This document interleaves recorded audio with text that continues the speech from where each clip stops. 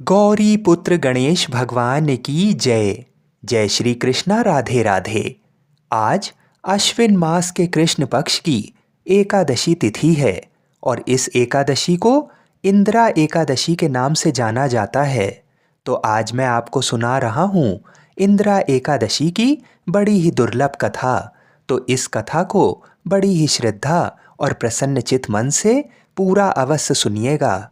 आधी अधूरी कथा को सुनने से व्रत पूर्ण नहीं माना जाता है। भगवान श्री कृष्ण जी की भक्ति से भाव विवल होकर अर्जुन ने कहा, हे प्रभु, अब आप कृपा करके अश्विन माह के कृष्ण पक्ष की एकादशी की कथा को कहिए। इस एकादशी का क्या नाम है तथा इसका व्रत करने से कौन सा फल मिलता है? कृपा कर विधान पूर्वक कहिए। भगवान श्री कृष्ण जी ने अर्जुन से कहा, हे धनुर्धर, अश्विन माह के कृष्ण पक्ष की एकादशी का नाम इंदिरा है। इस एकादशी का व्रत करने से सभी पाप नष्ट हो जाते हैं। नरक में गए हुए पितरों का उद्धार हो जाता है। हे अर्जुन, इस एकादशी की कथा के श्रवण मात्र से ही मनुष्य को अनंत फल की प्राप्ति होती है। मैं ये कथा सुनाता हूँ, तुम ध्यान पूर्वक श्रवण करो। सतयुग में महिष्मती नाम की नगरी में इंद्रसेन नाम का एक प्रतापी राजा राज्य करता था। वह पुत्र, पौत्र, धन धान आदि से पूर्ण था। उसके शत्रु सदैव उससे भयभीत रहते थे। एक दिन राजा अपनी राज्य सभा में सुखपूर्वक बैठा था कि महर्षि नारद वहां आए। नारद जी को देखकर राजा आसन से उठा, प्रणाम करके उन्हें आदर सहित आसन दिया। तब महर्षि नारद जी ने कहा, हे राजन, आपके राज्य में सब कुशल से तो है। मैं आपकी धर्मपरायणता को देखकर अत्यंत प्रसन्न हूँ। राजा ने कहा, हे देव ऋषि, आपकी कृपा से मेरे राज्य में सब कुशल पूर्वक है तथा आपकी कृपा से मेरे सभी यज्ञ कर्म आदि सफल हो गए हैं। हे महर्षि, अब आप कृपा कर ये बताएं कि आपका यहाँ आगमन किस प्रयोजन से हुआ है? मैं आपकी क्या सेवा कर सकता हूँ? तब महर्षि नारद जी ने कहा, हे राजन, मुझे एक महान विस्मय हो रहा है कि एक बार जब मैं ब्रह्मलोक से यमलोक गया था, तब मैंने यमराज की सभा में तुम्हारे पिता को बैठे देखा।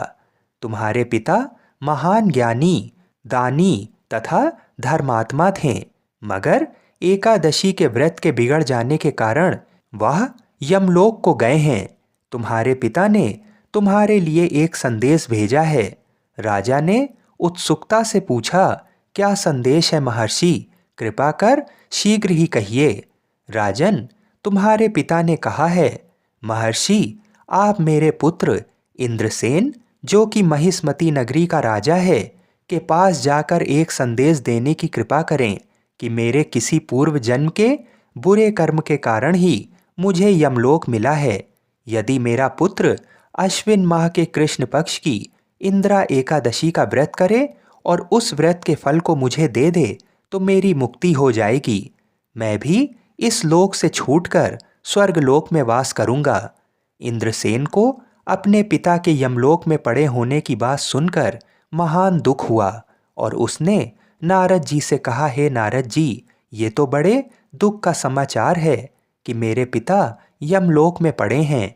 मैं उनकी मुक्ति का उपाय अवश्य करूंगा। आप मुझे इंदिरा एकादशी व्रत का विधान बताने की कृपा करें। तब नारद जी ने कहा, हे राजन, अश्विन माह के कृष्ण पक्ष की दसवीं के दिन प्रातःकाल श्रद्धा पूर्वक स्नान करना चाहिए। इसके उपरांत दोपहर को भी स्नान करना चाहिए। उस समय जल से निकलकर श्रद्धा पूर्वक पितरों का श्राद्ध करें और उस दिन एक समय भोजन करें और रात्रि को पृथ्वी पर शयन करें। इसके दूसरे दिन अर्थात एकादशी के दिन नित्य कर्मों से निवृत्त होकर स्नान आदि के उपरांत भक्ति पूर्वक व्रत को धारण करें और इस प्रकार संकल्प करें, मैं आज निराहार रहूंगा और सभी भोगों का त्याग कर दूंगा। इसके उपरांत अगले दिन भोजन करूंगा।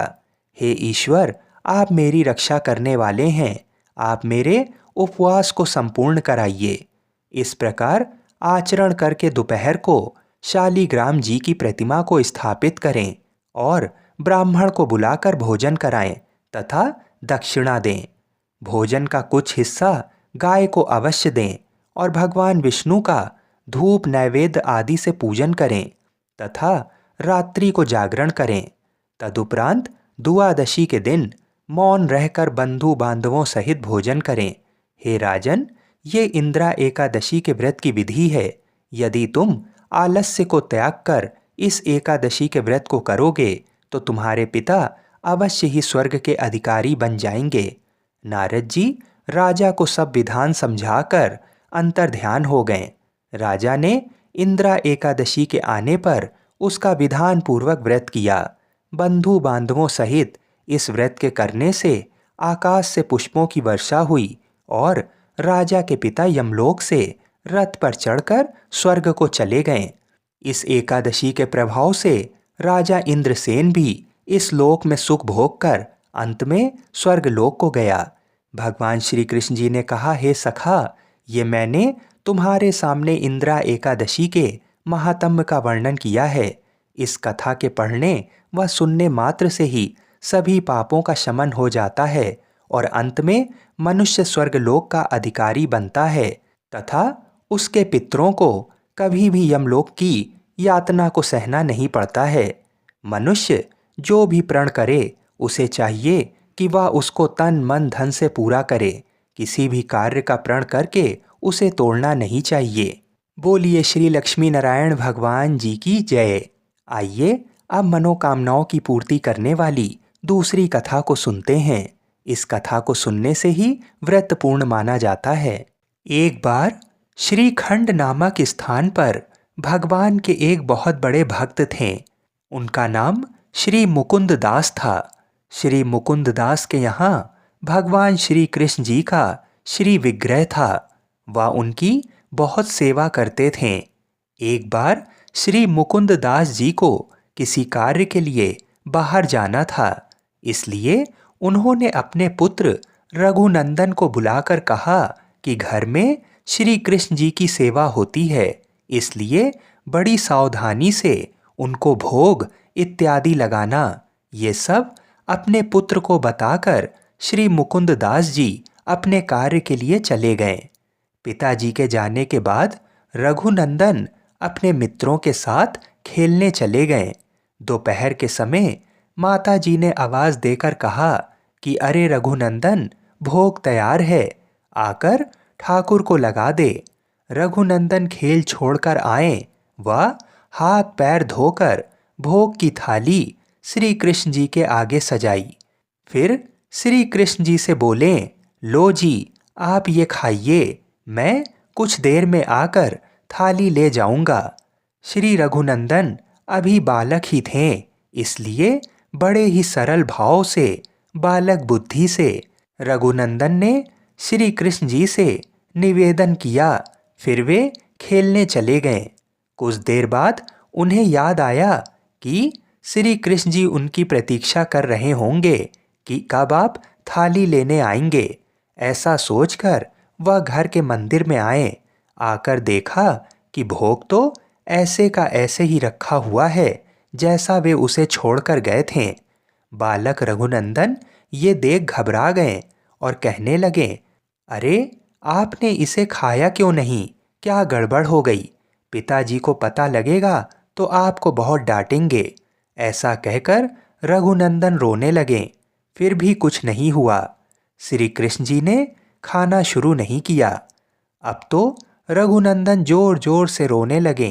वह हाथ जोड़कर कहने लगे, आप खाओ, आप खाओ, और विनय करने लगे। भक्त प्रेम के पाले पड़कर प्रभु को नियम बदलते देखा और श्री कृष्ण जी प्रकट हो गए। रघुनंदन के सामने बैठकर भोजन करने लगे। खाने के उपरांत श्री कृष्ण जी फिर से मूर्ति बन गए। रघुनंदन ने खुशी खुशी थाली उठाई और माँ को दे दी। माता ने खाली थाली देख सोचा कि छोटा बालक है, भूख लगी होगी, इसलिए स्वयं प्रसाद पा लिया होगा या अपने मित्रों में बांट दिया होगा। माता क्या जाने कि श्री कृष्ण जी तो स्वयं प्रकट हुए थे। बालक को संकोच ना हो, इसलिए माता ने बालक से कुछ पूछा ही नहीं। शाम को श्री मुकुंद जी घर आए तो बालक रघुनंदन से पूछा कि सेवा कैसे हुई। रघुनंदन जी ने उत्तर दिया, बहुत अच्छी। श्री मुकुंद दास जी ने कहा, जाओ कुछ प्रसाद ले आओ। रघुनंदन ने उत्तर दिया, प्रसाद? वो तो श्री कृष्ण जी सारा ही खा गए, कुछ छोड़ा ही नहीं। ये सुनकर श्री मुकुंद दास जी बहुत हैरान हुए। उन्हें पता था कि इतना नन्हा बालक झूठ नहीं बोल सकता। कुछ दिन बाद रघुनंदन को बुलाकर कहा कि मैंने आज भी किसी कार्य से बाहर जाना है, इसलिए श्री कृष्ण जी की ठीक से सेवा करना उसी दिन की तरह। श्री मुकुंद दास जी घर से बाहर चले गए, किंतु कुछ ही समय बाद भोग लगाने से पहले वापस आ गए और घर में छिप गए। माता ने उस दिन विशेष लड्डू तैयार किए थे। उन्होंने बालक रघुनंदन को बुलाकर कहा, आज श्री कृष्ण जी को ये लड्डू भोग लगाओ और सब ना खा जाना। बालक माँ की बात समझा नहीं, किंतु श्री कृष्ण जी के पास भोग लेकर चला गया। मंदिर में जाकर लड्डू से भरा थाल श्री कृष्ण जी के आगे सजाया। वह हाथ में लड्डू लेकर श्री कृष्ण जी की ओर करते हुए बोले, माँ ने बहुत बढ़िया लड्डू बनाए हैं, मुझे खाने से मना किया है, आप खाओ, लो खाओ। श्री कृष्ण जी रघुनंदन फिर से रोना प्रारंभ ना कर दे, इसलिए श्री कृष्ण जी ने हाथ बढ़ाया और लड्डू खाने लगे। अभी आधा लड्डू ही खाया था कि श्री मुकुंद दास जी कमरे में आ गए। आधा लड्डू जो बच गया था वो श्री कृष्ण जी के हाथ में ऐसे ही रह गया। ये देखकर श्री मुकुंद जी प्रेम में विभोर हो गए और उनके नैनों से अश्रुधारा बह चली। कंठ गदगद हो गया और अति प्रसन्न होकर अपने रघुनंदन को गोद में उठा लिया। आज भी आधा लड्डू लिए श्री कृष्ण जी वहाँ विराजमान हैं। सबने भक्त के भाव की ताकत को देख लिया कि कैसे एक छोटे बालक ने अबोध रूप से भगवान को पुकारा और भगवान स्वयं दौड़े चले आए। बोलिए श्री राधा कृष्ण भगवान की जय। एक बार माता लक्ष्मी भगवान विष्णु जी से पूछती हैं, हे स्वामी, तुलसी के पास दीपक जलाने का क्या महत्व है और रोज शाम को तुलसी के पास दीपक क्यों जलाया जाता है? इससे मनुष्य को कौन सा फल प्राप्त होता है? तुलसी के पास दीपक जलाने की विधि क्या है तथा दीपक जलाते समय कौन से मंत्र का उच्चारण करना चाहिए?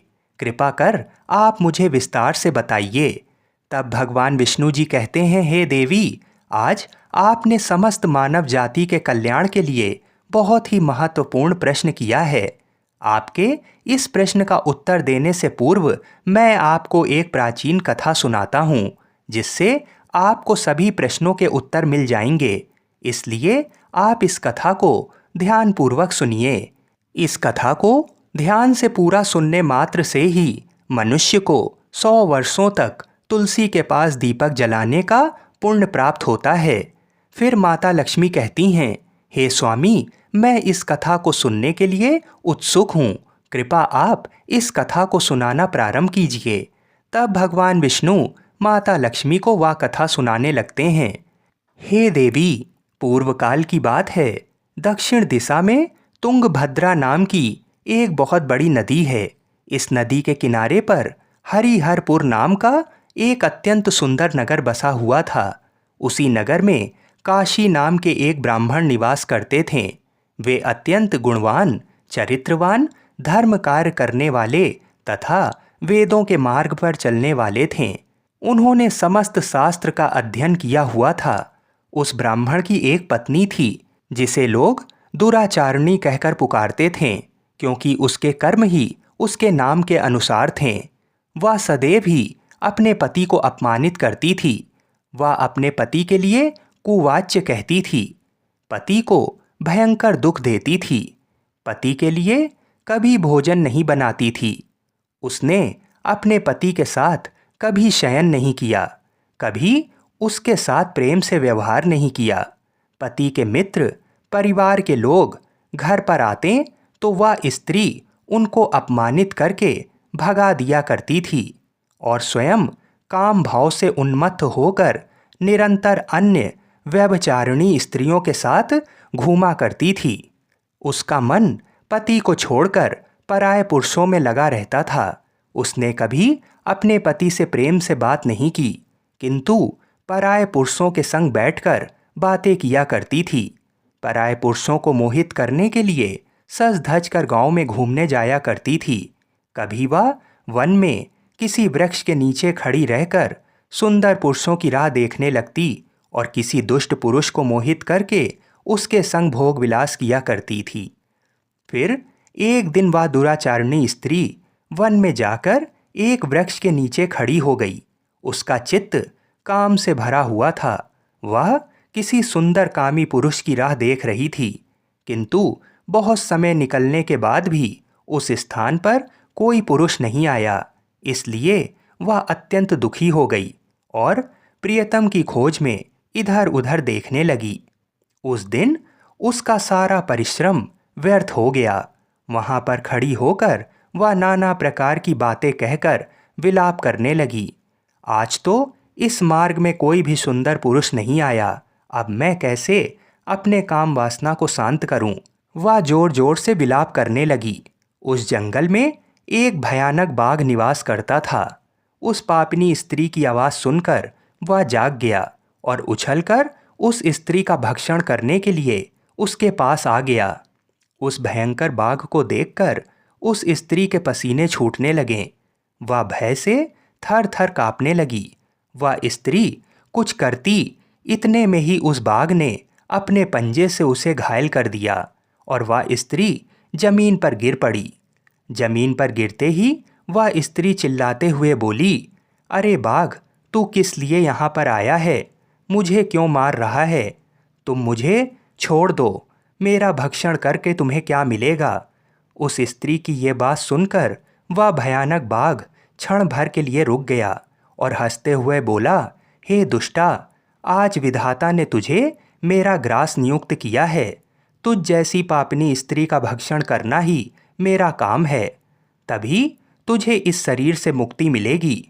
वह स्त्री कहने लगी, हे बाघ, तुम कौन हो? मुझे सच सच बताओ, तुम्हें किस कारण से बाघ की योनि में जन्म लेना पड़ा और तुम मुझ जैसी स्त्रियों का भक्षण क्यों करते हो? पहले मुझे सारी बात बताओ और फिर मेरा भक्षण करो। फिर बाघ कहने लगता है, हे पापनी, मैं तुझे पूर्व जन्म का वृतांत सुनाता हूँ, किस कारण से मुझे बाघ बनना पड़ा। पूर्व काल में दक्षिण देश में एक नदी थी। उस नदी के तट पर एक नगरी बसी हुई थी। उस नगरी में मैं निवास किया करता था। मैं एक ब्राह्मण का पुत्र था और नदी के किनारे बैठकर यज्ञ आदि कार्य किया करता था। मैंने उस जन्म में अनेक पापियों के लिए यज्ञ किया, उन पापियों के घर का भोजन किया। मैंने धन के लोभ से अनेक पापियों के लिए कार्य किया। जिन वस्तुओं का दान ब्राह्मण को नहीं लेना चाहिए, उन वस्तुओं का दान भी मैंने ग्रहण किया और दूसरों से धन लेता था, लेकिन कभी वापस नहीं करता था। इस प्रकार से पाप करते हुए मुझे बहुत साल बीत गए और मैं वृद्ध हो गया। मेरे बाल सफ़ेद हो गए, मुंह के सारे दांत गिर गए, लेकिन फिर भी मेरी दान लेने की आदत नहीं छूटी और मैं पाप करता चला गया। फिर एक दिन मैं धन के लोभ से नदी किनारे गया और अन्य धूर्त ब्राह्मणों के साथ मिलकर हमने लोगों को ठगा। झूठ मंत्र वचन बोलकर हमने बिना विधि विधान किए ही देवी देवताओं का पूजन किया और बहुत सारा धन दान में ले लिया। फिर उसी स्थान पर एक बीमार कुत्ते ने मेरे पैर में काट लिया और मैं मूर्छित होकर गिर पड़ा। उसी क्षण मेरे प्राण चले गए। फिर यम के दूत उस स्थान पर प्रकट हुए और मुझे पकड़कर यमपुरी ले गए। यहाँ पर यमराज ने चित्रगुप्त से मेरे कर्मों का लेखा जोखा निकालने के लिए कहा। फिर चित्रगुप्त कहने लगे, हे धर्मराज, इस ब्राह्मण ने घोर पाप किए हैं, इसने दूसरों से झूठ कहकर धन लूटा है। विधि विधान से पूजा ना करके झूठ मंत्र बोलकर भगवान का अपमान किया है। इसलिए ये पापी ब्राह्मण केवल नरक जाने के ही योग्य है। फिर यमराज ने अपने दूतों को आदेश देकर मुझे नरक की अग्नि में डाल दिया और कई वर्षों तक सजा भोगने के बाद मुझे बाघ का शरीर प्राप्त हुआ और मैं इस दुर्गम वन में निवास करने लगा। मैं अपने पूर्व जन्म के पापों को याद करके कभी महात्मा, साधु पुरुष, सती स्त्रियों का भक्षण नहीं करता हूँ। मैं केवल पापी, दुराचारी तथा उल्टा स्त्रियों का ही भक्षण करता हूँ ताकि मुझे पाप से मुक्ति मिल जाए। फिर बाघ उस स्त्री से कहने लगा, हे पापिनी, तेरे आचरण से तू उल्टा दिखाई देती है। अपने पति को छोड़कर तू इस वन में अन्य पुरुषों के साथ भोग विलास करने के लिए आई है, इसलिए आज तू मेरा ग्रास अवश्य बनेगी। इतना कहकर उस बाघ ने अपने तीक्ष्ण नाखून से उस पापी स्त्री के टुकड़े टुकड़े करके उसे खा लिया। फिर उस स्थान पर यम के दूत प्रकट हुए और उस पापिनी स्त्री को उठाकर यमपुरी ले गए। चित्रगुप्त ने उस स्त्री का लेखा जोखा निकाला और यमराज को बताया। यमराज ने उस स्त्री को घोर नरक में डाल दिया। कई वर्षों तक नरक की अग्नि में जलने के बाद उसने फिर पृथ्वी लोक पर एक चांडाल के घर में जन्म लिया और वो फिर से दुख भोगने लगी। इस दुख को सहन करते करते एक दिन वह तीर्थ में स्नान करने के उद्देश्य से अनंतपुरा में चली गई। वहां पर एक आश्रम के बाहर निवास करने लगी। वहां उस आश्रम में एक तुलसी का पौधा था। अन्य स्त्रियों को वहां पर तुलसी के पास दीपक जलाते हुए देखकर उस पापी स्त्री ने भी वही किया। उसने तुलसी के पौधे के पास एक दीपक जला दिया। फिर उसी रात हृदयघात से उसकी मृत्यु हो गई और यमराज के दूत उसे ले जाने के लिए वहां पर प्रकट हुए। जैसे ही यम के दूत उस पापी स्त्री को पास में बांध कर ले जाने लगे, तभी भगवान विष्णु के दो पार्षद उस स्थान पर प्रकट हुए और उन्होंने उन दोनों को रोक लिया और कहने लगे, हे दूतों, इस स्त्री को तुम छोड़ दो। ये स्त्री नरक जाने के योग्य नहीं है। तुम किसके आदेश से ऐसा अधर्म कर रहे हो? तब उन यमदूतों ने कहा कि हम यमराज के आदेश से इसे लेने आए हैं, किंतु आप हमें किस कारण से रोक रहे हैं? ये स्त्री अत्यंत पापी है। तब भगवान विष्णु के पार्षद कहने लगे, ये स्त्री तो विष्णु भक्त है, ये नरक जाने योग्य नहीं है। इसने शाम को तुलसी के पास दीपक जलाया है, इसी कारण से इसके समस्त पाप नष्ट हो गए हैं। इसलिए अब ये नरक जाने के योग्य नहीं है, ये स्वर्ग जाने की अधिकारी बन चुकी है। पार्षदों की बात सुनकर यमदूतों ने उस स्त्री को उस स्थान पर छोड़ दिया और यमलोक लौट गए। वहां जाकर उन्होंने यमराज को सारा वृतांत सुना दिया। फिर भगवान विष्णु के पार्षद उस स्त्री को दिव्य विमान में बिठाकर स्वर्ग लोक ले गए। भगवान विष्णु कहते हैं, हे देवी, इस प्रकार से तुलसी के पास केवल दीपक जलाने मात्र से ही मनुष्य के सभी पाप नष्ट हो जाते हैं। जो स्त्री नित्य शाम को तुलसी के पास दीपक जलाती है वह सौभाग्यशाली बनती है। उसके पूर्व जन्मों के सभी पाप नष्ट हो जाते हैं। उसे सुख समृद्धि की प्राप्ति होती है। भगवान विष्णु कहते हैं, हे देवी, हजारों अमृत के घड़ों से नहलाने पर भी श्री हरि विष्णु को उतनी तृप्ति नहीं होती जितनी वे मनुष्यों के द्वारा तुलसी का एक पत्ता चढ़ाने से प्राप्त करते हैं। 10,000 गौदान से मानव जो फल प्राप्त करता है वही फल तुलसी पत्र के दान से पा लेता है। जो मृत्यु के समय अपने मुख में तुलसी पत्र का जल पा लेता है वह संपूर्ण पापों से मुक्त होकर भगवान श्री हरि विष्णु के धाम जाता है। हिंदू धर्म में तुलसी के पौधे का महत्व सबसे अधिक है। इसकी सबसे पहले पूजा भगवान विष्णु जी ने की थी।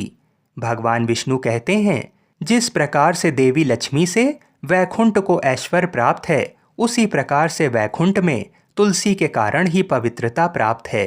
पृथ्वी लोक पर जिस स्थान पर भी तुलसी का पौधा होता है उस स्थान पर कभी बुराई का वास नहीं होगा। ऐसा स्थान सबसे अधिक पवित्र होगा।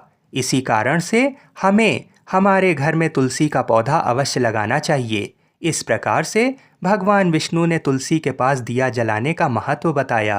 बोलिए श्री लक्ष्मी नारायण भगवान की जय। बोलिए श्री तुलसी शालीग्राम जी की जय।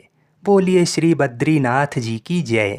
आइए तुलसी माता की कथा को सुनते हैं। एक कथा के अनुसार एक कुटुंब में ननद तथा भाभी साथ रहती थीं। ननद का विवाह अभी नहीं हुआ था। वह तुलसी के पौधे की बहुत सेवा करती थी, लेकिन उसकी भाभी को ये सब बिल्कुल भी पसंद नहीं था।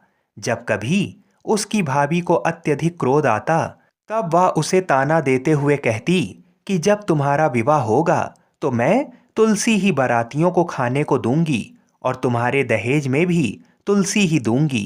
कुछ समय बीत जाने पर ननद का विवाह पक्का हुआ। विवाह के दिन भाभी ने अपनी कथनी के अनुसार बारातियों के सामने तुलसी का गमला फोड़ दिया और खाने के लिए कहा। तुलसी की कृपा से वह फूटा हुआ गमला अनेकों स्वादिष्ट पकवानों में बदल गया। भाभी ने गहनों के नाम पर तुलसी की मंजरी से बने गहने पहना दिए। वह भी सुंदर सोने जवाहरात में बदल गए। भाभी ने वस्त्रों के स्थान पर तुलसी का जनेऊ रख दिया। वह रेशमी तथा सुंदर वस्त्रों में बदल गया।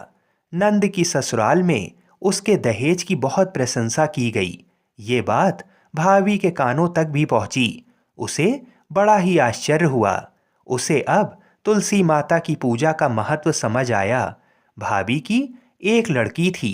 वह अपनी लड़की से कहने लगी कि तुम भी तुलसी की सेवा किया करो, तुम्हें भी बुआ की तरह फल मिलेगा। वह जबरदस्ती अपनी बेटी से सेवा करने को कहती, लेकिन लड़की का मन तुलसी सेवा में नहीं लगता था। लड़की के बड़े होने पर उसके विवाह का समय आता है। तब भाभी सोचती है कि जैसा व्यवहार मैंने अपनी नंद के साथ किया था, वैसा ही मैं अपनी लड़की के साथ भी करती हूँ, तो ये भी गहनों से लद जाएगी और बारातियों को खाने में पकवान मिलेंगे। ससुराल में इसे भी बहुत इज्जत मिलेगी। ये सोचकर वह बारातियों के सामने तुलसी का गमला फोड़ देती है, लेकिन इस बार गमले की मिट्टी मिट्टी ही रहती है। मंजरी तथा पत्ते भी अपने रूप में ही रहते हैं। जनेऊ भी अपना रूप नहीं बदलता। सभी लोगों तथा बारातियों द्वारा भाभी की बुराई की जाती है। लड़की के ससुराल वाले भी लड़की की बुराई करते हैं। भाभी कभी ननद को नहीं बुलाती थी। भाई ने सोचा मैं बहन से मिलकर आता हूँ। उसने अपनी पत्नी से कहा और कुछ उपहार बहन के पास ले जाने की बात कही। भाभी ने थैले में ज्वार भरकर कहा कि और कुछ नहीं है, तुम यही ले जाओ। वह दुखी मन से बहन के पास चल दिया। वह सोचता रहा कि कोई भाई अपनी बहन के घर ज्वार कैसे ले जा सकता है। ये सोचकर वह एक गौशाला के पास रुका और ज्वार का थैला गाय के सामने पलट दिया। तभी गाय पालने वाले ने कहा कि आप गाय के सामने हीरे मोती तथा सोना क्यों डाल रहे हो। ये देखकर भाई को बड़ा ही आश्चर्य हुआ और उसने सभी हीरे मोती तथा सोना वापस अपने थैले में रख लिया। भाई ने सारी बात अपनी बहन को बताई और बड़ी खुशी खुशी उसने सारे हीरे मोती और जेवर अपनी बहन को दिए। दोनों भाई बहन एक दूसरे को देखकर अत्यंत प्रसन्न हुए। जैसी कृपा माता तुलसी ने नंद पर की, ऐसी ही कृपा सभी पे करना। बोलिए श्री तुलसी शालीग्राम जी की जय। बोलिए श्री लक्ष्मी नारायण भगवान की जय। आइए अब तुलसी विवाह की दूसरी कथा को सुनते हैं। इस कथा को पूरा सुनने से सभी मनोकामनाएं पूर्ण हो जाती हैं। सावर्णी मुनि की पुत्री तुलसी अपूर्व सुंदरी थीं। उनकी इच्छा थी कि उनका विवाह भगवान नारायण के साथ हो। इसके लिए उन्होंने नारायण पर्वत की घाटी में स्थित बद्री वन में घोर तपस्या की। दीर्घकाल तक तपस्या के उपरांत ब्रह्मा जी ने प्रसन्न होकर दर्शन दिया और वर मांगने को कहा। तुलसी जी ने कहा, सृष्टिकर्ता ब्रह्मदेव, आप अंतर्यामी हैं, सबके मन की बात जानते हैं। फिर भी मैं अपनी इच्छा आपको बताती हूँ। मैं चाहती हूँ कि भगवान श्री नारायण मुझे पति के रूप में मिलें। ब्रह्मा जी ने कहा, तुम्हारा अभीष्ट तुम्हें अवश्य मिलेगा। अपने पूर्व जन्म में किसी अपराध के कारण तुम्हें श्राप मिला है, इसी प्रकार भगवान श्री नारायण के एक पार्षद को भी दानव कुल में जन्म लेने का श्राप मिला है। दानव कुल में जन्म लेने के बाद भी उसमें नारायण का अंश विद्यमान रहेगा। इसलिए इस जन्म में पूर्व जन्म के पाप के शमन के लिए संपूर्ण नारायण तो नहीं, नारायण के अंश से युक्त दानव कुल जन्मे उस शापग्रस्त पार्षद से तुम्हारा विवाह होगा। श्राप मुक्त होने पर भगवान श्री नारायण सदा सर्वदा के लिए तुम्हारे पति हो जाएंगे। तुलसी जी ने ब्रह्मा के इस वर को स्वीकार किया, क्योंकि मानव कुल में जन्म के कारण उसे मायावी भोग तो भोगना ही था। तुलसी बद्री वन में ही रहने लगी। नारायण का वह पार्षद दानव कुल में शंखचूर्ण के नाम से पैदा हुआ था। कुछ दिनों के बाद वह भ्रमण करता हुआ बद्री वन में आया। यहाँ तुलसी को देखते ही वह उस पर मुग्ध हो गया।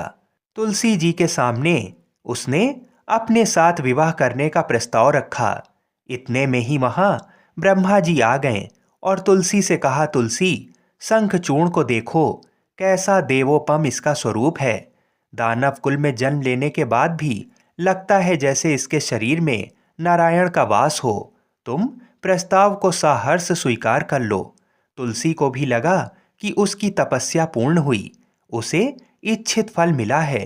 शंखचूर्ण के साथ उसका गंधर्व विवाह हो गया और वह शंखचूर्ण के साथ उसके महल में पत्नी बनकर आ गई।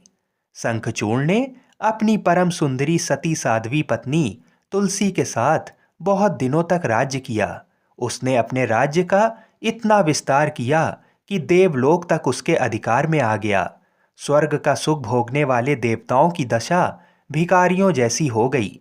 शंखचूर्ण किसी को कष्ट नहीं देता था, पर अधिकार और राज्य छिन जाने से सारे देवता मिलकर ब्रह्मा, विष्णु और शिव जी की सभा में गए तथा अपनी विपत्ति सुनाई। ब्रह्मा जी ने कहा, तुलसी परम साध्वी है, उसका विवाह शंखचूर्ण से मैंने ही कराया था। शंखचूर्ण को तब तक नहीं हराया या मारा जा सकता जब तक तुलसी को ना छला जाए। विष्णु जी ने कहा, शंखचूर्ण पूर्व जन्म में मेरा पार्षद था। श्राप के कारण उसे दैत्य कुल में जन्म लेना पड़ा। इस जन्म में भी मेरा अंश उसमें व्याप्त है। साथ ही तुलसी के पतिव्रत धर्म से वह अजय है। फिर देवताओं की सहमति से भगवान शिव ने शंखचूर्ण के पास संदेश भेजा कि या तो वह देवताओं का राज्य लौटा दे या फिर उनसे युद्ध करे। शंखचूर्ण भगवान शिव के पास पहुंचा। उसने कहा, देवादि देव, आपके लिए देवताओं का पक्ष लेना उचित नहीं है। राज्य बढ़ाना हर राजा का कर्तव्य है। मैं किसी को दुखी नहीं कर रहा हूँ। देवताओं से कहिए वे मेरी प्रजा होकर रहें। मैंने आपका भी कोई अपकार नहीं किया है। हमारा आपका युद्ध शोभा नहीं देता। अगर आप हार गए तो बड़ी लज्जा की बात होगी। मैं हार गया तो आपकी कीर्ति बहुत अधिक नहीं बढ़ेगी। भगवान शंकर हंसने लगे। वे तो सब रहस्य समझते थे। तुलसी और शंखचूर्ण के पूर्व जन्म के श्राप की अवधि लगभग पूरी हो चुकी थी। शिव जी बोले, इसमें कीर्ति और लज्जा की बात नहीं है। तुम देवों का राज्य लौटाकर उन्हें उनके पद पर प्रतिष्ठित होने दो। युद्ध से बचने का यही एक उपाय है। शंखचूर्ण ने कहा, मैंने युद्ध के बल से देवलोक जीता है। कोई उसे युद्ध के द्वारा ही वापस ले सकता है। ये मेरा अंतिम उत्तर है। अब मैं जा रहा हूँ। ऐसा कहकर शंखचूर्ण चला गया।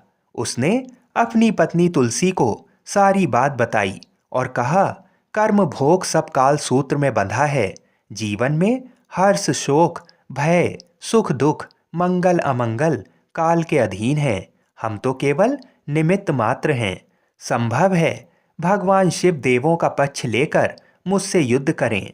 तुम चिंता मत करना, तुम्हारा सती तेज मेरी रक्षा करेगा। दूसरे दिन भगवान शंकर के नेतृत्व में देवताओं ने युद्ध छेड़ दिया। शंखचूर्ण ने भीषण बाणों की वर्षा कर उनका वेग रोका। उसके प्रहार से देवता डगमगाने लगे। उसने दानवी शक्ति का प्रयोग करके मायावी युद्ध आरंभ किया। युद्ध स्थल पर वह किसी को दिखाई नहीं देता था, पर उसके अस्त्र शस्त्र प्रहार कर देवों को घायल कर रहे थे। देवगण अपने अस्त्र चलाएं तो किस पर चलाएं, क्योंकि कोई शत्रु सामने था ही नहीं। कई दिनों तक इस तरह भयंकर युद्ध चला। शंखचूर्ण पराजित नहीं हुआ। तब शिव जी ने विष्णु जी से कहा, हे विष्णु जी, कुछ उपाय करो, अन्यथा मेरा तो सारा यश मिट्टी में मिल जाएगा। भगवान विष्णु ने सोचा, बल से तो शंखचूर्ण को हराया नहीं जा सकता, इसलिए छल का सहारा लेना होगा। उन्होंने तुरंत अपना स्वरूप शंखचूर्ण के जैसा बनाया और अस्त्र शस्त्र से सज्जित हो तुलसी के पास आए। बोले, हे प्रिय, मैं युद्ध जीत गया हूं। सारे देवता भगवान शंकर समेत हार गए हैं। इस खुशी में आओ मैं तुम्हें अंग से लगा लूं। पति को प्रत्यक्ष खड़ा देख तथा विजय का समाचार सुनकर वह दौड़कर मायावी शंखचूर्ण के गले से लिपट गईं। इस प्रकार पति पत्नी दोनों ने आलिंगन हो खूब खुशी मनाई। पर पुरुष के साथ इस प्रकार के व्यवहार से उसका सती तेज नष्ट हो गया। उसका सती तेज जो शंखचूर्ण की कवच के रूप में रक्षा कर रहा था, वह कवच नष्ट हो गया। शंखचूर्ण शक्तिहीन हो गया। ये जानते ही भगवान शंकर ने अपने त्रिशूल से प्रहार किया। त्रिशूल के लगते ही शंखचूर्ण जलकर भस्म हो गया। शंखचूर्ण की मृत्यु को जानकर विष्णु जी अपने असली स्वरूप में आ गए। सामने अपने पति शंखचूर्ण के स्थान पर भगवान विष्णु को खड़ा देख तुलसी बहुत विस्मित हुई। उनको पता लग गया कि स्वयं नारायण ने उनके साथ छल किया है। क्रोध में आकर तुलसी जी ने भगवान विष्णु को श्राप दिया कि एक सती स्त्री का सतीत्व भंग करने के अपराध में तुम हृदयहीन पत्थर हो जाओ। विष्णु ने तुलसी के श्राप को सिरोधार्य कर कहा, देवी, तुम्हारे तथा शंखचूर्ण के कल्याण के लिए मुझे ऐसा करना पड़ा। तुम दोनों को श्राप मुक्त करना था। तुम भी अब शरीर त्याग कर तुलसी बिरवा के रूप में जन्म लोगी और मेरी पूजा तुलसी दल से होगी। मैं शालीग्राम पत्थर बनूंगा। मेरे शीश पर तुम आदर से विराजमान होगी। तुम्हारे पति की हड्डियों के चूर्ण से शंख की उत्पत्ति होगी। उस शंख ध्वनि से देवताओं तथा मेरी पूजा आराधना हुआ करेगी। जहाँ शंख ध्वनि होगी वहाँ मंगलमय मैं विराजमान रहूंगा। तुमने पूर्व जन्म में बद्री वन में मुझे पाने के लिए बड़ी तपस्या की थी। अब अगले जन्म में मैं नारायण प्रस्तर के रूप में बद्रीनाथ वन में स्थापित होऊंगा और मेरी पूजा अर्चना फल फूल से ना होकर तुम्हारे तुलसी दल से होगी। मेरे शीश पर विराजमान होकर तुम मुझसे भी ऊंचा पद प्राप्त करोगी। बोलिए श्री तुलसी शालीग्राम भगवान की जय। बोलिए श्री बद्रीनाथ भगवान की जय।